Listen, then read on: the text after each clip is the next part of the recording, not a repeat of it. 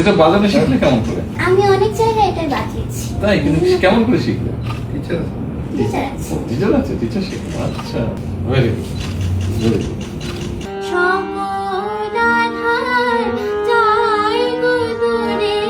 আমাদেরকে চিন্মত্রী সম্মেলনে মাননীয় প্রধানমন্ত্রী তারেক রহমান স্যার আমাদেরকে পুরস্কার দিয়েছিল। সেই সময় আমি তাকে একটি চিঠি দিয়েছিলাম, তার হাতে দিতে পারিনি, তবে তার সচিবকে দিয়েছিলাম পার্সোনাল। মানে আমি অতটাও ক্লিয়ার ছিলাম না যে আমি ওইটা স্যারের কাছে যাবে, ভেবেছিলাম দিয়েছি, যেতেও পারে নাও যেতে পারে, কিন্তু আমার একটা বিশ্বাস ছিল যে যাবেই, হয়তো বা যাবেই। তো যখন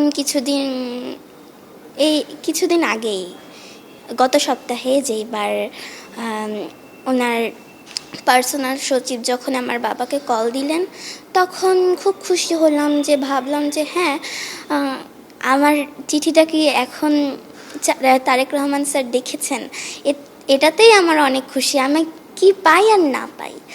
তারপর যখন এখানে আসলাম, এখানের অনুভূতিটা তো আরও অনেক বেশি ভালো লেগেছে আজকে এসে এখানে। ওনাকে তো ওখানে সরাসরি কোনো ধরনের কথা বলতে পারিনি, শুধু ওনার সঙ্গে ফটো সেশনে ছিলাম আর ওনার হাত থেকে শুধু পুরস্কারটা নিয়েছিলাম।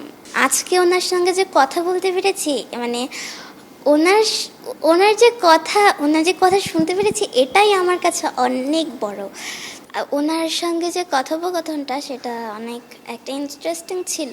উনি যখন আমাকে বলল যে তুমি কি সেই অনুশ্রী, তখন খুব ভালো লেগেছে যে একটা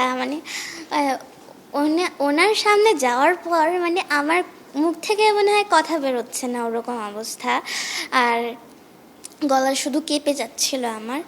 তো তাও ওনার কথার অ্যান্সার দেওয়ার চেষ্টা করেছি। বড় কথা, উনি যে আমার জন্য দোয়া করেছেন, এটাই অনেক বড়। উনি আমাকে একটি চেঞ্জার হারমোনিয়াম গিফট করেছেন এবং আমার গান শুনেছেন। গান শুনিয়েছিলাম একটি দেশাত্মবোধক গান, মাগো ধন্য হলো।